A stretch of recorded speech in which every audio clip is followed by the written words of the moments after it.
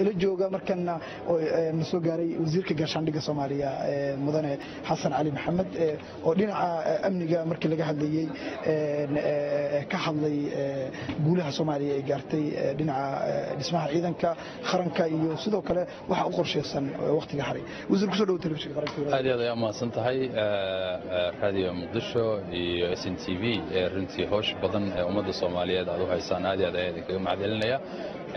runtii su'aashiiro ay weydiisay shirka maanta ee madasha Soomaalida iyo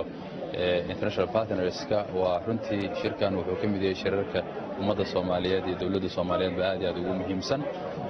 shirkan shirkiisa hore waxa lagu qabtay saad la socotaan dalka Belgium maanta waxa Ilaahay noo suurtageliyay dalkeena oo ammaan ah in aan shirkii madasha caalamka lagu qaban jiray dalka Soomaaliyeed lagu qabto runtii wuxuuna yahay shirkii ugu qiimaha badan dibad Soomara ummadda Soomaaliyeed iyo dawladda Soomaaliyeed sida ay ka muuqato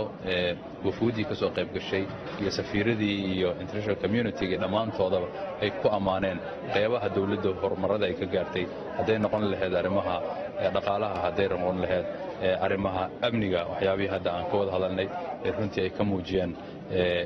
taageero buuxda oo runtii ummadda Soomaaliyeed ay ku qanay karto وقلت مركا أديك وزير وحكى شيء دينا اسمها عيدا كيد وحبينتا يدل لذا الدولة وأي وضو مركا محا الدولة وقف صومي دينا عاس اسمها عيدا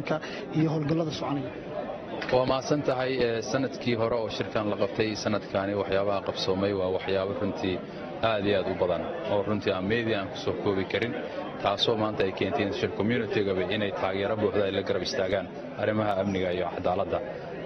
waxyaabaha oo runtii ay maanta dhamaantooda ay sheegayeen oo ka mid tahay in qorshooyinkii ay ballanqaadidii ay dawladda ay gashay ay la gashay international community-ga haday dhaqaalaha ahaan lahayd SNP-da haday ahaan lahayd iyo hadii arrimaha amniga ay ahaan lahayd dhamaantoodaba in sidii la rabay si ka badan ay u fulisay ay ka soo baxday shirkan shirka xigana waxaan rajaynaynaa dhamaanteen inaan ku wada galno ballanyo oo sidii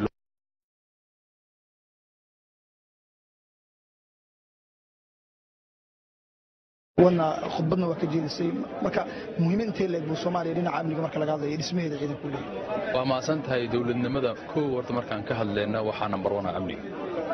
numberka labaad waa amniga number 3 waa amniga marka la helo dhaqaale waan helaynaa investment aan helaynaa dalka Soomaalida ay leedahay runtii ay barwaaqada ay barwaaqsoonka haduu amnigiisu uu hagaago waxaan aaminsanahay in investment imaanayo dhaqaale imaanayo oo horumar imaanayo marka waxyaabaha amniga focuska loo saaraay waa attention-ka oo maanta dalka ka jiro waay dalkan wuxuu u baahan yahay amni ayuu u baahan yahay marka insha Allah taala maadaama madaxweynaha jamhuuriyadda federaalka Soomaaliya Maxamed Cabdullaahi Farmaajo uu go'aankiisa uu cad yahay sidii lagu dhisi lahaa ciidamada xoogga dalka Soomaaliyeed iyo guud ahaan ciidamada qalabka sida iyo ra'iisul wasaaraha oo habeen iyo maalin runtii juhdi badan ku bixiyo taas ayaa waxay noo suurtagelinaysaa in aan waqti dhow ee dalkani uu gaaro nabad iyo barwaaqo iyo bashbash